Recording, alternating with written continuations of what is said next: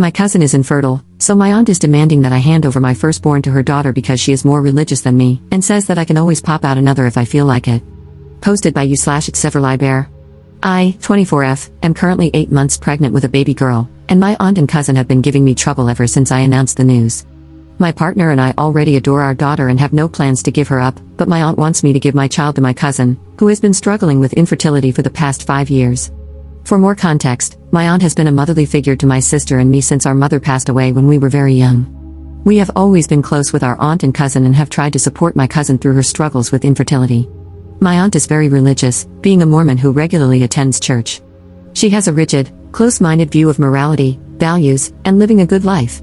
She believes that a child deserves a strong, foundational religious upbringing with a providing father and a loving, attentive mother.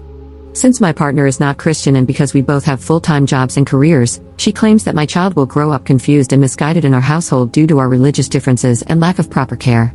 She says she fears that our child's well-being will not be prioritized in such an environment and that our daughter could likely go down a dark, immoral path. According to her, my cousin, who works part-time from home, and her husband are far better equipped to provide my child with a loving home and strong religious values. I have blocked both my aunt and cousin on most forms of communication and moved to a new home, where they do not know the address. My partner and I also had a private wedding ceremony so they cannot interfere with my medical decisions. Of the two, my aunt has been more aggressive. She once showed up at my old apartment to argue with me about the situation. In a fake, pleasant tone, she tried to persuade me to join her at a cafe near her church to talk about the baby, even after I told her there was nothing to discuss and that I was keeping my child. I had to inform the apartment manager and hide until she left, which took about half an hour.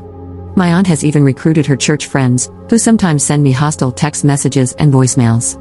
My cousin, on the other hand, has been quieter toward me but is struggling with depression and trauma after losing her baby girl last year in a stillbirth following preterm labor at 30 weeks.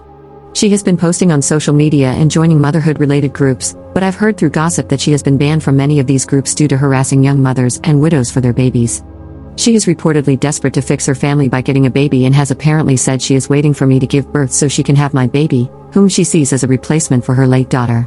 My aunt and cousin are convinced that I will be overwhelmed by the responsibilities of motherhood and will ultimately decide to let my cousin adopt my daughter. My aunt has even said that since we are family, it shouldn't be hard for me to give up my baby, adding that I could always have another child later, as I am still young and plan to attend grad school after working for a while. My cousin has expressed a desire to reconnect as we were before my pregnancy, but I have decided not to speak with her again until after I give birth. I want to minimize stress during my pregnancy. While I was once supportive of her infertility journey and generally liked her more than my aunt, her recent behavior has shocked me and made me fear for my safety. I am planning a big wedding celebration for next year, as my partner and I had a private ceremony this year. I am uncertain whether my cousin and aunt will be invited or even able to attend.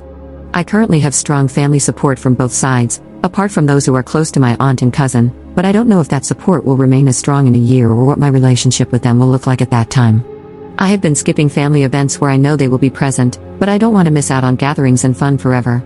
I am unsure what the future holds with my aunt and cousin after my baby is born and the issues surrounding that. Any support would be greatly appreciated. Update 3 days later. This will be a small update. We contacted the local church leader and discussed the situation with my aunt and cousin, who are both active members. We spoke with him for a while. Initially, he dismissed my concerns as a personal conflict within the family and tried to refer us to counseling services. We explained to him that my cousin is dealing with trauma from her baby's death and is harboring false hopes about adopting my baby, who would be raised in a good home. We also told him that my aunt is feeding into these hopes and has been harassing me on her behalf, causing significant stress and disturbance. He told me he understood my side and acknowledged my cousin's struggles with her inability to have children. He said he would contact my aunt and cousin to hear their perspectives on the situation. I spoke with him again today. He mentioned that my aunt and cousin would like to speak with me and that they were concerned about my lack of communication with them, especially since I moved away. I explained to him that their behavior regarding my baby had influenced my decisions and pressed him for more details about what they had said. He informed me that my cousin had spoken with a church therapist and was exploring adoption to start a family, as her IVF treatments were unlikely to result in a pregnancy due to her condition. I emphasized to him that I was not giving up my baby and that my cousin was mistakenly believing otherwise. He said he understood and then began asking for personal details about how I was doing. Once again, he tried to arrange a meeting between me and my aunt and cousin and suggested counseling services. I told him I was not comfortable with that at the moment.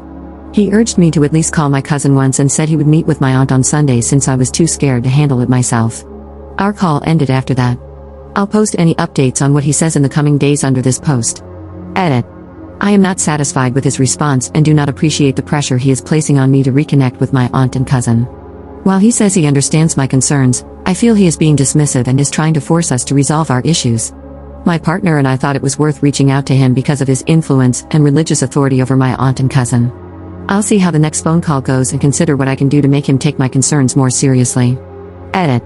To clarify, I did not provide him with any personal information and have no plans to meet with my aunt and cousin in person. We are in contact with legal help. We do not live in Utah. Second update 1 week later. We spoke again with the bishop. He said that there isn't much he can personally do to resolve the situation within his capacity between me and my aunt/cousin, other than refer us to counseling services. I asked him if he had met with my aunt, and he said he had. Their conversation was apparently focused on my cousin and helping her heal. He told me that my cousin was also grieving the loss of communication with me and my sister, who hasn't been talking to her much anymore. I told him that my cousin was trying to take my baby to replace hers and that her and my aunt's behavior was threatening the safety and well-being of me and my family. I think he was losing interest in the conversation, so he just told me to do whatever I feel is best for my family, but to consider the grief my cousin has been through and to contact family counseling services for further help on this matter. My partner and I sent him an email afterward, with a copy to our lawyer, to close off communication.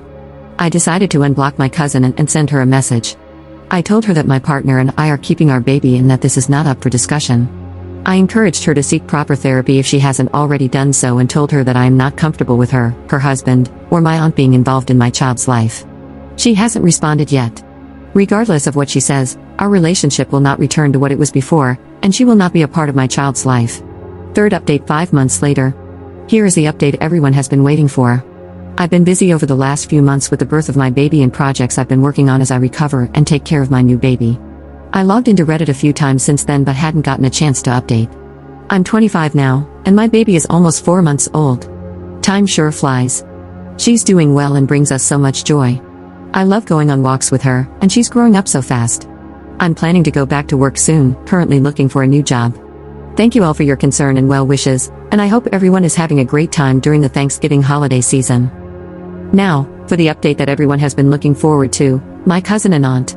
Since my last update, my cousin and aunt went silent for a while, and my cousin didn't respond to my texts. In August, my aunt reached out to me through a new number and asked how I was and whether I'd had the baby yet. We talked. She was concerned about my and the baby's well-being, especially since I distanced myself from much of my family and had to leave my job. I asked about my cousin. She said they've been trying to adopt a baby through their church connections, but nothing has been successful so far, probably because they've just started. I asked if they had consulted with a proper adoption agency, but my aunt mentioned that my cousin's husband's past might become an issue, which I didn't know about. She then went on a rant about how the white birth rate is dropping and how people are actively denying themselves parenthood. Then, she asked if I still wanted my baby. I reaffirmed to her that I did want my baby, and she talked about how my cousin was getting old, though she's only in her early 30s, and how her nest is still empty. She wanted me to at least share the joy by letting my cousin be involved in my daughter's life and spend time with her. I told her that wouldn't be possible because of their past behavior. I fear my cousin would try to become her mother and let her delusions take over again. My aunt said my cousin was trying to improve and had received some church counseling. I still told her no. She then asked if I knew of anyone or any resources for adopting a baby. I told her I didn't and advised that my cousin and her husband should be careful and patient in their journey to parenthood.